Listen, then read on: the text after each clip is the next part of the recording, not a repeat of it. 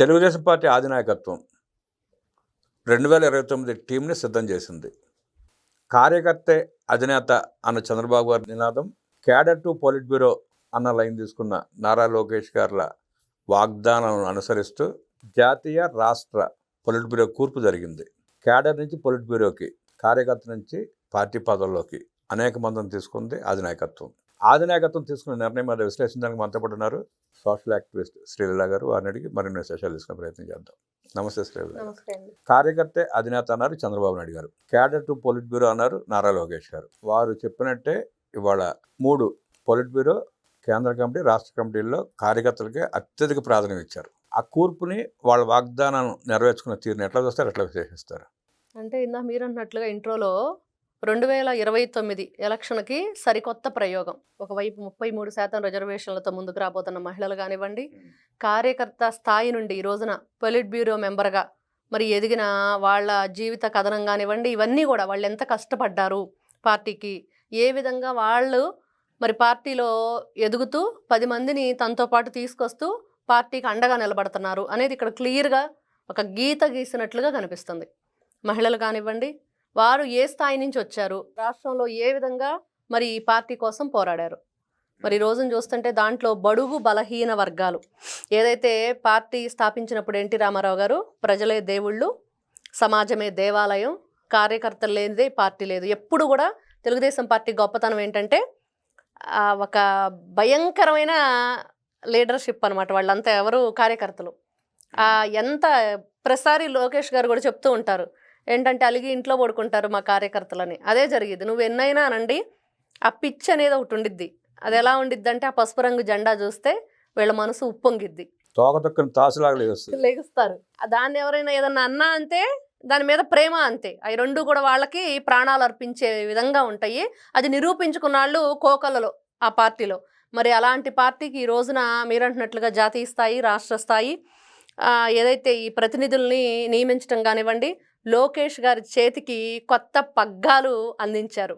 మరి దానివల్ల ఏం జరగబోతుందంటే, కొత్త రక్తం ఉరుకులు పెడుతుంది, ఉరుకులు పెట్టిస్తుంది.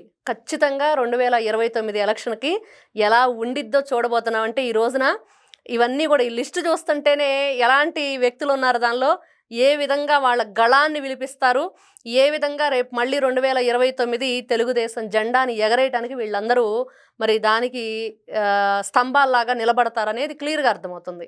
అంటే ఈరోజు మనం చూస్తున్నాం ఏంటి, తెలుగుదేశం పార్టీ గతంలో మరి 43-44 వసంతాలు పూర్తి చేసుకుని మళ్ళీ మరి ఎప్పుడో 2019లో వైఎస్ జగన్మోహన్ రెడ్డి ఒక మాట అన్నాడు, ఇంకా ఆ పార్టీ అనేది లేకుండా చేస్తాము, నారా చంద్రబాబు నాయుడు అనే పేరు వినపడకుండా చేస్తాము. కానీ ఈ మాట అన్న చాలా మంది కనపడిన తీరానికి వెళ్ళిపోయారు. అవును, చాలా మంది చాలా ప్రయత్నాలు చేశారు. నిన్న కూడా ఈ విషయం గురించి గుర్తు చేసుకుంటే అండి, వీడియోలో ఎందుకు చంద్రబాబు నాయుడిని వెన్నుపోటు అన్నారు, మరి అది వ్యక్తిగత హననానికి పాల్పడటమే కదా అని అంటే, మరి ఆయన వేరే విధంగా దెబ్బ కొట్టడానికి వాళ్ళకి వేరే లేదు, అవకాశం లేదు. అన్యాయమా, అక్రమమా, అధర్మమా, ఆయన పరిపాలనలో ఏదన్నా లోటుపాట్ల ఏది లేదు. మరి రాజకీయంగా ఏ విధంగా దెబ్బ కొట్టాలి నారా చంద్రబాబు నాయుడు అంటే, ఏదో ఒకటి కులం, ఒకటి వెన్నుపోటు, ఇంకా ఆప్షన్ లేదు వాళ్ళకి తెలుసు అది నిజం కాదు అని.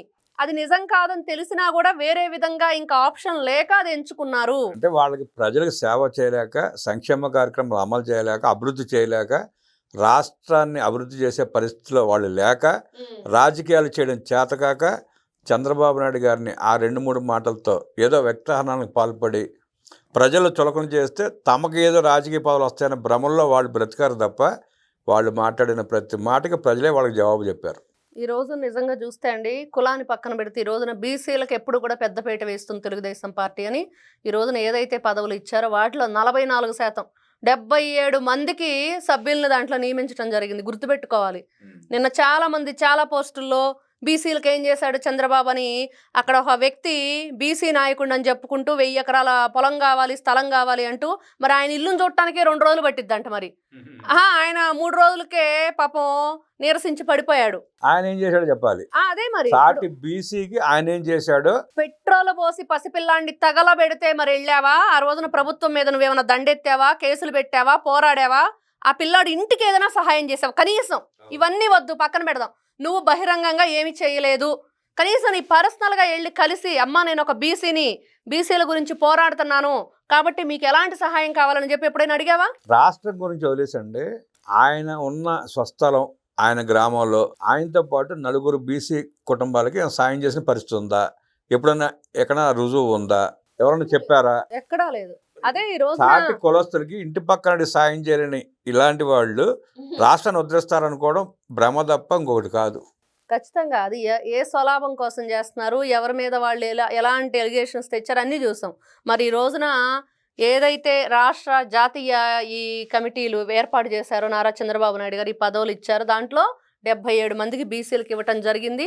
185 మందిలో 122 మంది దాదాపుగా మహిళలకి పెద్దపీట వేయటం కానివ్వండి, ఈ రోజున చూస్తున్నాం శ్రీదేవి గారు కానివ్వండి, గజపతి వరం, మరి తర్వాత చూస్తే ధనుంజయులు, వీళ్ళు ఏ స్థాయి నుంచి వచ్చారు, ఏ విధంగా ఈ రోజున ఒక మండల స్థాయి అధ్యక్షుల నుంచి మరి ఈ రోజున పొలిట్ బ్యూరో వరకు ఎలా ఎదిగారు అని చెప్పి చూస్తుంటే మరి ఎలాంటి ఉత్సాహాన్ని ఇస్తారు కార్యకర్తలు. ఈరోజు రపరపా నరికేయండి, రక్తంతో హోళీ చేయండి చేయట్లేదు. ఒకసారి గుర్తుపెట్టుకోవాలి, పార్టీ అంటే ఏంటి, ఆ కట్టుబాట్లు అంటే ఏంటి, ఏ విధంగా కార్యకర్తకు మనం ఒక దిశానిర్దేశం చేయాలి, వాళ్ళ ఎదుగుదల. నిన్న నారా చంద్రబాబు నాయుడు గారు చెప్పిన విషయం పదే పదే గుర్తు చేసుకోవాలనిపిస్తుంది. ఏంటంటే కార్యకర్తల్ని బలోపేతం చేస్తాం, వాళ్ళని ఆర్థికంగా ఉన్నత శిఖరాలకు అదే కదా కావాలి. ఈ రోజున ప్రతి ఒక్కరు ఈ రోజున కోరుకుంటుంది ఏంటంటే ఆ పార్టీ జెండా మోసాము, ఆ పార్టీ జెండా పట్టాము, ఆ పార్టీకి అండగా నిలబడ్డాము, వాళ్ళ భవిష్యత్తు ఏంటి తర్వాత, ఆ పిల్లలకి ఏదన్నా కల్పించాలి. అదే నిన్న బాబు గారు చెప్పింది.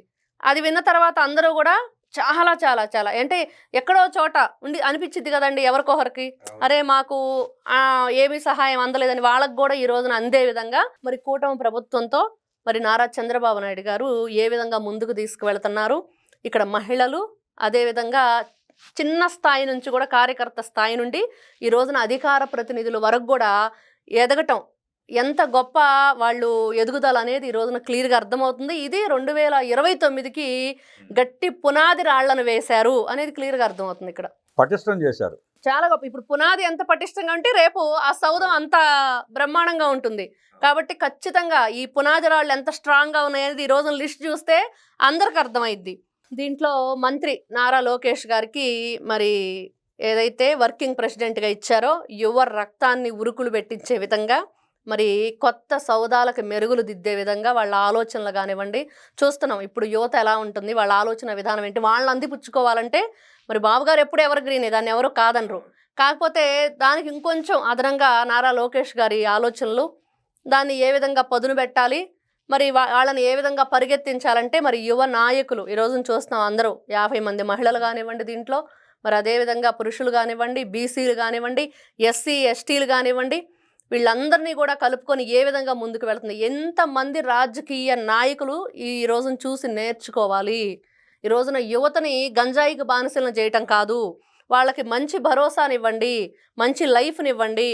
ఈ రోజున చూస్తే ఏదో మాట్లాడతారు. నిన్న చూసే ఒక ఆవిడ ఏడుస్తుందండి. ఎలా ఏడుస్తుందంటే ఒక సామాజిక వర్గానికి చెందిన వ్యక్తి అదే సామాజిక వర్గానికి చెందిన మహిళని మీరు సాక్షి మీడియా చూస్తే నిన్న ఆవిడ కంటమట చుక్క రావట్లేదు, ఎక్కి ఎక్కి ఎక్కి వేడుస్తుంది. ఎంఎస్ రాజు ఏదో అన్నాడని నన్ను దండ ఇవ్వనే లేదు, అంబేద్కర్ దానికి విగ్రహానికి నన్ను బూతులు తిట్టారని అవి చెప్పుకోలేకపోతుంది. అక్కడ చూస్తే మీడియా ఒక్కటే ఉంది, అదే బ్లూ మీడియా. ఈ నీలి మీడియా మాత్రం ఇలాంటి వేషాలన్నీ వేస్తే ఇలాంటి వాళ్ళని చిత్రీ. కానీ ఎవరు ఎందుకు అక్కడ ఆయన అన్నది లేదు, ఏం లేదు, ఆయన క్లిప్పింగ్ ఒక్కట్లేదు. ఈ విధంగా దండయాత్ర చేయటం కాదు.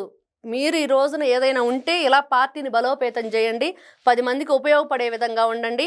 ఏ విధంగా మహిళలకు పెద్దపీట, ఇలా ఆర్టిస్టులను తీసుకొస్తే మీరు మహిళలకు పెద్దపీట ఎలా వేస్తారు? కులాలను తీసుకొస్తే మీరు ప్రతి దాంట్లో కులాలను ఎక్కడ తెస్తుందండి వైఎస్ఆర్సీపీ పార్టీ?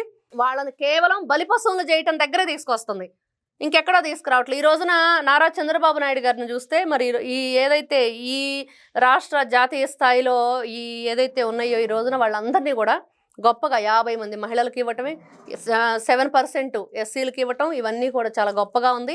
ఈ ఆలోచన అద్భుతంగా ముందు తరాలకి మరి ఏ విధంగా ఉపయోగపడబోతుందో మార్గదర్శకమే, ఖచ్చితంగా మార్గదర్శకమే.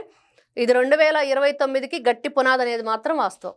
జాతీయ కార్యనిర్వాహక అధ్యక్షుడిగా నియమింపబడిన నారా లోకేష్ గారికి 3 కమిటీల్లో నియమించబడిన అందరికీ పేరు పేరున శుభాకాంక్షలు తెలియజేస్తూ, నియమించిన చంద్రబాబు నాయుడు గారికి భవిష్యత్ కమిటీలని భవిష్యత్తు నాయకుడిని అందించిన చంద్రబాబు నాయుడు గారికి ధన్యవాదాలు తెలియజేస్తూ, పదవులు వచ్చిన కార్యకర్తలే కాదు, పదవులు రాని కార్యకర్తలంతా పార్టీ అధినేతలేనంటూ విశ్లేషించిన శ్రీలా గారికి ధన్యవాదాలు తెలియజేస్తూ నమస్కారం.